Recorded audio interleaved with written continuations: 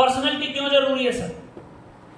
आप सोचिए, आप करोड़ों की बात करने जा रहे हो किसी से, आप किसी से जनरेशन बदलने की बात करने के लिए जा रहे हो, और आप बिल्कुल ऐसे लग रहे हो जैसे कुछ हो ही नहीं आपके पास। तो कैसे व्यक्ति आप पर भरोसा कर ले? आप बिल्कुल लग रहे चाहिए बिंदास मस्त, आपकी लुकिंग ऐसी होनी चाहिए कि वो व्यक्ति आपको देख करके एक बार ये सोचे कि भाई ये कुछ ना कुछ खास बताएगा। अगर आपकी पर्सनैलिटी ढीली है, आपकी शब्दावली ढीली है, तो वो व्यक्ति आपके साथ कैसे जुड़ेगा?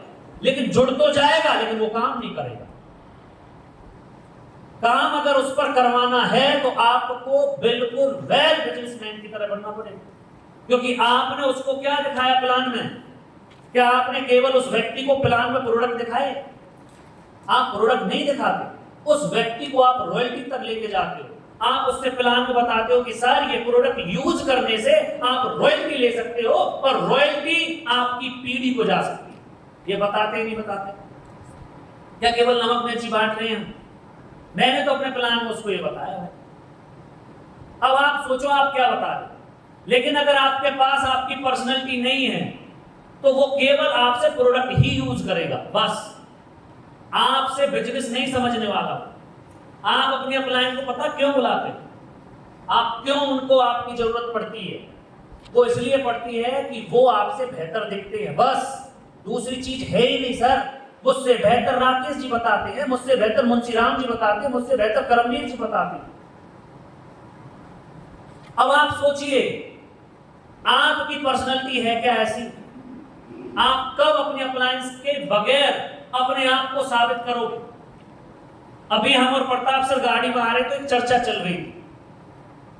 हमने रॉयल्टी संकुल के लिए अपने अप्लायंस से टाइम लिया, उन्होंने कुछ बातें की, लगभग 20-22 मिनट तक बातचीत हुई। तो उस बातचीत में ये निकल के आया कि उन्होंने मना कर दिया। क्या कर दिया? मना। अब सोचिए, एक मना आपको फुल नेगेटिव करेगा, लेकिन एक मना आपको वहां पर मिलेगी क्या कि अब मौका मुझे मिल गया है कुछ बड़ा करने। एक ना से आप अपने आने वाले भविष्य को बिगाड़ सकते हो, लेकिन एक ही ना से आप अपने उसी भविष्य को बना सकते हो। बहुत सारे लोग कई बार ये सोचते हैं अपलाइन ने टाइम नहीं दिया, वो इधर उधर बताता रहता है कि मेरी अपलाइन मुझे टाइम नहीं दे रही सर। अरे भाई तेरे पास मौका मिल गया, अरे अब अपलाइन से बेहतर बनने का मौका है तेरे पास। और मैं प्रताप सर से एक बात बोल रहा था, गुरुजी धन्यवाद करता हूं, मैं तो उनका धन्यवाद करता हूं अपलायंस का। जब भी मैंने किसी भी अपलायंस से कोई चीज पूछी तो वो ये बोलते थे सर आपको खुद को ही करनी है। मुझे मौका मिल गया, मैं YouTube से सीखता और उसको करता और प्रताप सर से बोलता देखो सर मैंने कर दिया। किसी भी चीज को लेकर के मैंने अपलायन को दोष नहीं दिया कभी, अपने आप को उसमें काम करना शुरू किया। जिस दिन आपके अंदर ये चीज होनी शुरू हो जाएगी उस दिन देखिए आप लोगों का बिजनेस बेस्ट होगा, आपकी पर्सनैलिटी बननी शुरू हो जाएगी। दूसरा, अभी कल मैं अपने कुछ लीडर्स के साथ बैठा, वहां पर चर्चा चल रही थी टारगेट को लेकर के। लीडर्स क्या वो आपके अपलाइन भी, राकेश जी, रोता जी, जोगिंदर जी, हम तीनों चारों साथ एक साथ बैठे। तो वहां जूम पर बात चल रही थी। मैं राकेश सर से बोला सर आपको ना आज से अब टारगेट देनी है। मुझे लगता है कि राकेश सर को उस टाइम बुरा लगा, लेकिन बाद में पूरी चीज समझने के बाद राकेश सर ने कहा बिल्कुल आप सही कह रहे। जगदीश सर सभी जानते हैं कितना अच्छा टारगेट देते हैं, उनका रिप्लेसेबल प्रताप सिंह आ गया। प्रताप जी ने वही चीज लीडर्स के अंदर देखी कि मेरा रिप्लेसेबल कौन है। आप देखें ना पिछले 1 साल से प्रताप सर कितना जूम पर हमें टाइम देते हैं, नहीं दे रहे ना, क्यों? उन्होंने चेहरा बदल दिया, उन्होंने हर चीज सिखा दी सर हमें। अब मैं ये सोच रहा हूं कि मुझसे बेहतर टारगेट कौन दे सकता है। बुरी लगेगी लोगों को, लेकिन मैं भी तो यही चाहता हूं। उस टाइम मुझे भी बुरी लगी, लेकिन मैंने उस चीज को बुरा ना मान करके मैंने यही सोचा कि मुझे मौका मिल गया, अब मैं कुछ करता हूं, क्या करूं ऐसा खास। राकेश सर से एक चीज पूछी, सर आपका रिप्लेसेबल कौन है? क्योंकि प्रताप सर हर मीटिंग में, हर काउंसलिंग मीटिंग में, चाहे कोई सेमिनार तक हो, उसमें एक ही चीज जरूर बोलते हैं कि ये बिजनेस डुप्लीकेशन का है। और मेरी समझ में ये नहीं आ रहा कि आप लोग इस बात को कब दिल तक पहुंचाएंगे सर, कि रियल में ये बिजनेस डुप्लीकेशन का है। आप अपने से अलग किसकी कॉपी तैयार कर रहे हैं, सोचिए यार। मैं कभी कभी ये सोचता हूं कि लोग बुरा मान जाएंगे, लेकिन मैं ये नहीं सोचता, बुरा तो मानेंगे। और हर टीचर को जाकर सभी बुरा बताते। राकेश सर से बोला कि सर अब आपको आज से टारगेट देने, और उस टारगेट को हर लीडर करेगा। आपके टारगेट को हिट करवाने के लिए मैं मीटिंग में दूंगा, मैं मीटिंग में आऊंगा। लेकिन आपने जिस दिन ये चीज सेट कर ली तो एक चेहरा रिप्लेसेबल हुआ नहीं हुआ। यही है बिजनेस डुप्लीकेशन। डुप्लीकेट करिए। आपके जैसी पर्सनालिटी किस व्यक्ति की है आपकी टीम में, चेक कीजिए ना भाई, चेक कीजिए। कई बार हम सोचते हैं यार अपलाइन का चेक आ रहा बहुत अच्छा, मेरा क्यों नहीं आ रहा? पता है इसके पीछे का कारण क्या है?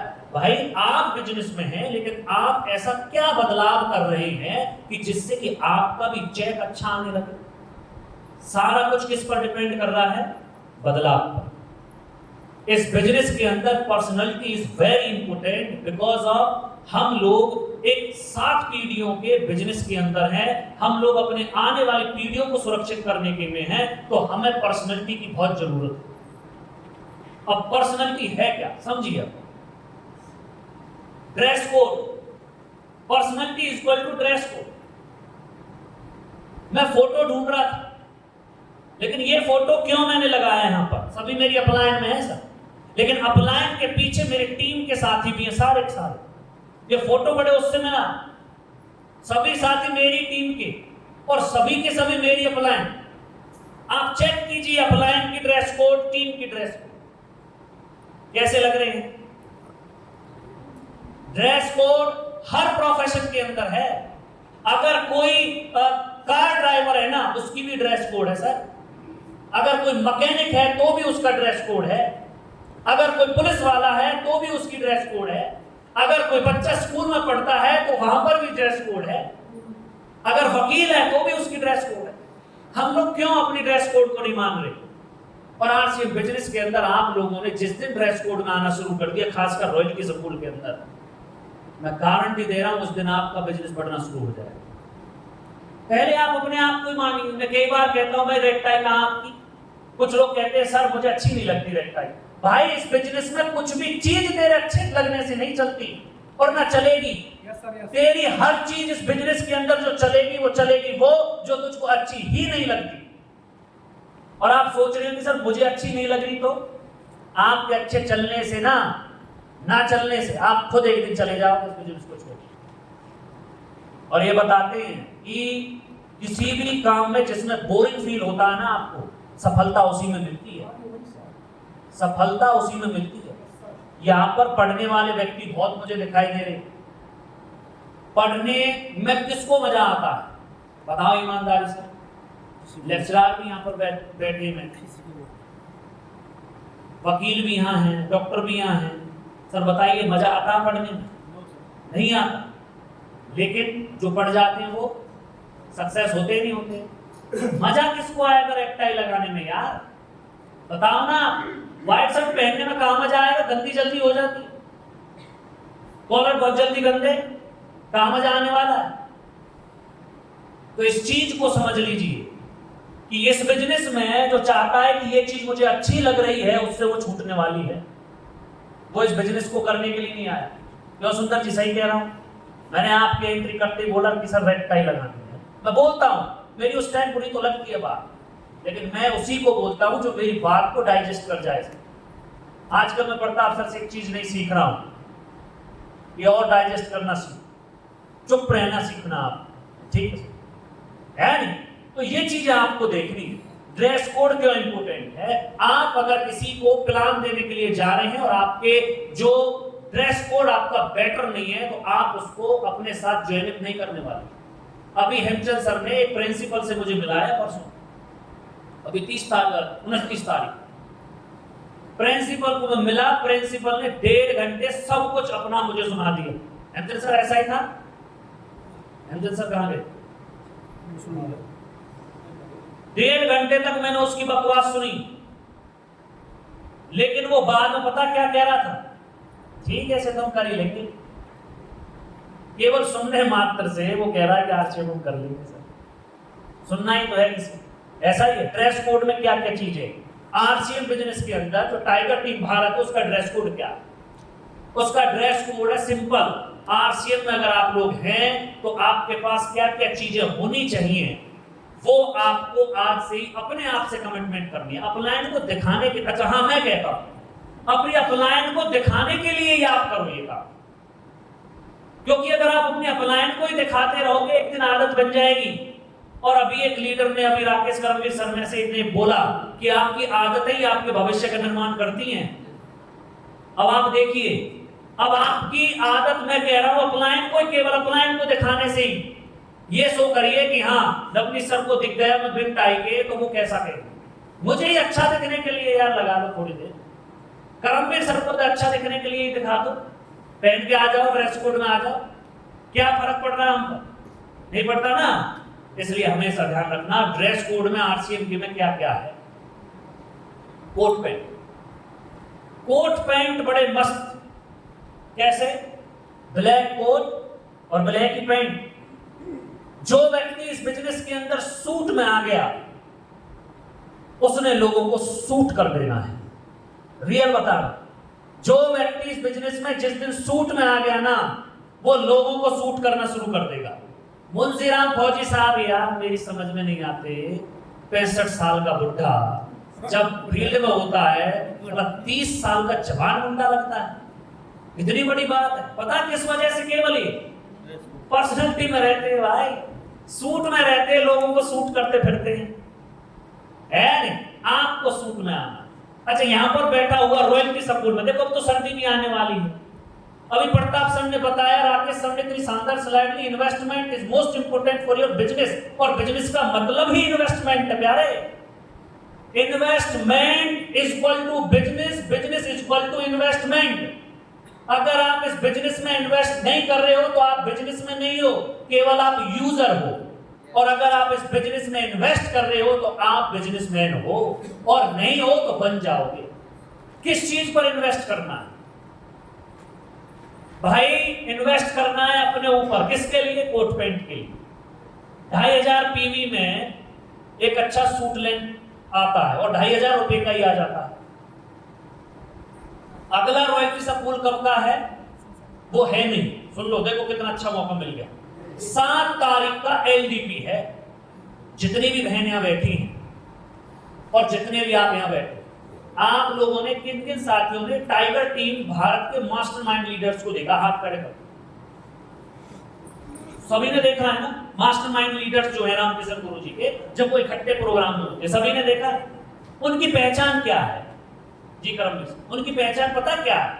उन पर एक ही जैसा ड्रेस कोड होता है। क्या रहता है? एक जैसा ड्रेस कोड। इस एलडीपी में कुछ भी हो जाए सबको सूटेड बूटेड चलना है भाई। कैसे चलना है? नया coat pant, black coat, black pant. अच्छा कौन कौन तैयार है इस बात को मानने के लिए? खड़े हो जाओ सब जो मानने के लिए तैयार है। अभी पता चल जाएगा सच कौन बोल रहा, झूठ कौन बोल रहा है। तुम्हारा ड्रेस है, ये ड्रेस है। आप सभी हैं? अरे हरिचंद जी आप क्यों बैठे हो भैया? 7 तारीख को चलना नहीं है? हम तो तुम्हें बहुत बड़ा लीडर मान रहे हैं भविष्य का। अभी प्रताप सर ने बताया, मैं तो जबरदस्ती खड़ा कर देता हूँ आदमी को, और आप ये सोच रहे मस्त में बैठा रहूंगा। पक्का भाई सतपाल जी व्हाइट शर्ट में नहीं आए हो, तो आपको देखना है। सब साथी पक्का संकल्प लेते हैं। देखो आज त्योहार भी बता रहे हैं सर, क्या त्योहार बता रहे हैं? मैं जी आपके पास आऊंगा, एक मिनट रुको अभी।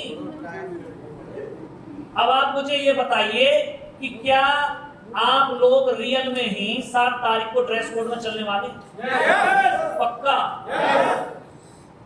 ब्लैक कोट होना चाहिए। आपको आपके पास टाइम है कब तक का? 1 महीने का। ये ड्रेस है कब तक का? 1 महीने का टाइम है, ठीक है ना? 1 महीने का टाइम है सबके पास, और 1 महीने में सबको कोट पैंट बनवा लेंगे। और आज आप झूठ तो नहीं बोल रहे, क्योंकि आज का त्योहार भी है। आज ये बता रहे लक्ष्मी नारायण जी स्वयं पृथ्वी पर आते, देख लो कि आज के दिन में झूठ बोल दो, ये ध्यान रखना। ये बहन जी जितनी भी है आपके पास साड़ी है ना, मैंने देखी है सबकी, सब साड़ी पहन के पहुंचना, ठीक है। बाकी बहुत बहुत धन्यवाद, बैठिए। ब्लैक कोट पैंट में देखो प्रताप सर कह रहे हैं कि सर थोड़ा सा फास्ट करो, है ना, जब से तो टाइम ले जाते हैं और 5 मिनट भी नहीं मौका दे, कोई बात नहीं, चलेगा। तो आपका dress code black coat pant आपके पास होनी चाहिए। दूसरा है सर शर्ट सफेद और रेड टाई। शर्ट केवल सफेद ही चलेगी।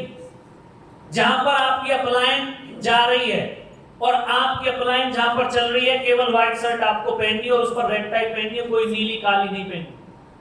किसमें? ट्रेनिंग प्रोग्राम में। ये आज कमिटमेंट कर लेगी। ब्लैक कोट है तो ब्लैक कोट ही पहनना है, रंग बिरंगा तो नहीं है। नहीं, आज राकेश सर को देखो ना, ऐसे लग रहे हैं जैसे आज इन्हीं की बारोटी हुआ है, इतना चमक रहे हैं, पता क्यों? सबसे अलग रंगीन पर। और मैं सुबह से कह रहा हूँ भाई नजर ना लग जाए कि गीता ये कहे आज से फुल करके आया है। ब्लैक शूज मस्त होने चाहिए, लेकिन ब्लैक होने चाहिए और ब्लैक भी ऐसे होने चाहिए, वो पॉलिश्ड होने चाहिए भाई। ऐसे नहीं बस ओके फॉर्मलिटी, सफेद काला जूता है सफेद हुआ पड़ा है, सब पर पॉलिश है। आरसीएम देखो कितना सोचता है हमारे लिए। शूज साइनर ले आया, लिक्विड हम लोगों के पास कई बार टाइम नहीं रहता, वो लिक्विड वाली भी पॉलिश ले आया, बुर्श वाली भी पॉलिश है। यार कितना कुछ है हमारे पास। जब भी मीटिंग में आओ, अब की बार देखो मैं गेट पर था और आज सर ने एक चीज बोली कि नवनीत अब हम लोग ना रॉयल्टी स्कूल में आईडी लिखेंगे, उसका नाम लिखेंगे और लास्ट में अपने रॉयल्टियों को ये पूछेंगे तेरे कितने साथी थे, उन पर टिक लगाएंगे। क्योंकि रॉयल्टी स्कूल में व्यक्ति 200 रुपए भी दे रहा है और उसकी 20 लाख का बिजनेस नहीं बढ़ रहा, फिर फायदा क्या? ये सोचने का विषय है या नहीं? तो हम उनसे ना बाद में बात किया करेंगे, ठीक है सर ओके। इसलिए आज ये प्रोसीजर बदल दिया, टिकट का चक्कर नहीं रहा, ठीक है सर। दूसरा, आप लोगों को ब्लैक शूज में ही रहना और अगले रॉयल स्कूल में जब होगा जनवरी में, अब तो 2026 में ही होगा रॉयल स्कूल, ठीक है। आपके शूज भी देखूंगा, मैं बनूंगा डीपी, स्कूल में बनते हैं ना डीपी। डीपी का काम क्या होता है? केमिस्ट्री लेक्चरर वैसे आरसीएम है ना, सब उसका डीपी का काम ये होता है कि बच्चा वेल ड्रेस्ड है या नहीं। देखो वैसे मत सोचना कि यार जूते भी चेक होंगे, रॉयल्टी स्कूल में हम आ रहे हैं, अपनी पीढ़ियों को सुरक्षित करने के लिए हम सोच रहे हैं और हम वो काम करना नहीं चाहते जिससे वो काम हो जाएगा। क्या हमारी रॉयल्टी आएगी क्या? ये हमें देखना है, खुद को अपने आप से करना है। मैंने कहा ना शुरुआत बदलाव से। हेयर कट हर 15 से 20 दिन में आपकी हेयर कट हो जानी चाहिए। मैं देखता हूं कई बार बाल इधर उधर भाग रहे हैं और वो ऐसे करते करते उड़ाते हैं, सर जी वो कहीं नहीं मिला, है ना। हेमंत सर व्हाइट शर्ट नहीं है, पिछली बार भी टोका मैंने तेरे को, अगली बार नहीं होनी चाहिए भाई। बहुत बढ़िया। तो सर आप लोगों को ये देखना है कि अपना स्टाइल मतलब ऐसे लगने चाहिए। जब मैं घर से चलता हूँ ना, पता है मैं क्या सोचता हूँ शीशे में, जब मैं देखता हूँ आईने को, यार मेरे जैसा तो कोई है ही नहीं। तुम सोचते हो कभी ये चीज? क्लियर बताओ, अच्छा ईमानदारी से बताओ, तुम कभी सोचते हो? आजकल डॉक्टर सुरेंद्र सोच रहा है, पता क्यों?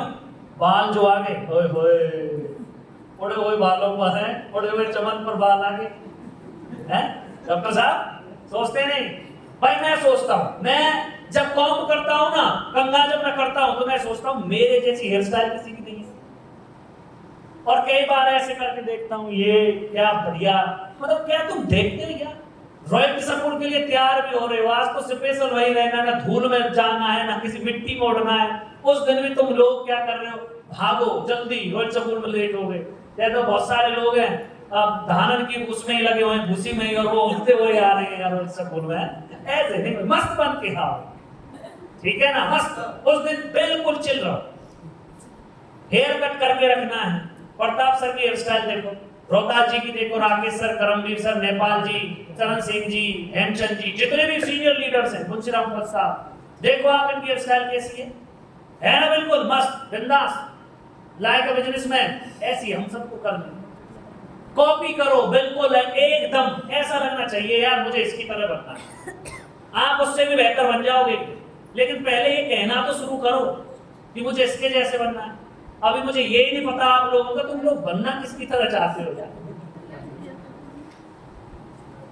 सुबह शाम ब्रश, आरसीएम ने दो तरह के टूथब्रश निकाले, इसलिए पेस्ट निकाली नहीं निकाली, एक मॉर्निंग एक नाइट, वरना कंपनी कोई पागल थी, एक ही चला देती, सुबह से काम चल जाता। नाइट में कर लो जब टाइम मिल जाए, कई बार नहीं रहता यार ध्यान, मुझे भी नहीं रहता कई बार, तो जब टाइम मिल जाए, जब तुम्हें याद आ जाए, तब शाम को फिर इन पर हिस्सा मार दो यार, क्या जा रहा है नहीं। मोबाइल फोन कवर, घड़ी, देखो नोट कर रहे हो, मैं घड़ी पहनता हूं, कब से देखी पता, कहां से कॉपी की, पहली बार टेक्निकल मीटिंग में जगदीश कबीरा सर घड़ी पहन के आए पहली बार, और आज से 2 साल पहले मैंने वही कॉपी मारी, और यही ब्राउन कलर का था। उसी दिन से मैंने भी एक घड़ी ऑनलाइन मंगवाई, वो मुझे बड़े मस्त लग रहे, माइक पकड़ते हैं तो घड़ी का ये ज्यादा चमकता माइक से, ये गिलास यार, ये जब ये मुझे अच्छे लग रहे हैं तो अच्छा तुम्हें भी लग सकता है, अच्छे लगने में क्या जाता है। मोबाइल फोन का कवर बिल्कुल बढ़िया होना चाहिए। बहुत सारे लोग मोबाइल कवर तब तक नहीं बदलते जब तक कि उसमें से सब कुछ ना बदल जाए, जब तक नहीं छोड़ते उसको। तो आप लोगों को जहां जा रहे हो, फील्ड में जा रहे हो, तो आप लोगों को बिल्कुल मस्त बन के जाना, शर्ट पर प्रेस होनी चाहिए। करमवीर सर की इस बात से मैं बहुत इम्प्रेस रहता हूँ, बोलते सर जी बहुत पहले बताते थे इन बातों को जब चलते थे, अब तो भूल गए सर, जब तक शर्ट पर क्रीज ना दी जाए ना मजा नहीं आता तक शर्ट पहनने में। मैं कि क्या बात है भैया, देखो ना सबसे ज्यादा आप देखना, कभी नोट करना करमवीर सर को, इन्हीं के पैंट शर्ट पर सबसे ज्यादा क्रीज मिलेंगे आप। क्रीज का मतलब जब भी हुई प्रेस, कहीं भी कोई सिलवट नहीं रहती, ना पैंट में ना शर्ट में। तो ये आपको देखना है, कहीं से भी कुछ भी सीखा जा सकता। प्रताप सर ने बोला ना अभी, कहीं से भी कुछ भी सीखा जा सकता, बस आपको सीखना है और सीख करके उस पर काम करना है। ये नहीं कि बस सुना, और प्रताप सर बोल रहे थे ना एक कान से सुनना है दूसरे से निकालना है, लेकिन एक और चीज बोली कि उसमें से कुछ चीजें अंदर भी जाने देनी। ठीक है, आप लोगों को देखना है, अपना मोबाइल फोन अच्छे से बना करके रखना है यार, उसमें हम लोगों का पूरे महीने की मेहनत हमको दिखाई देती है, लास्ट में मंथली स्टेटमेंट भी हमको उसी में दिखाई देती है, और उस फोन से ही हम नफरत करें। कई बार मैंने देखा लोगों को फोन को ऐसे पकड़ देते, फेंक देते, नहीं फेंकना है। हर चीज जो आपके पास है उससे प्यार करो, रियल बताओ।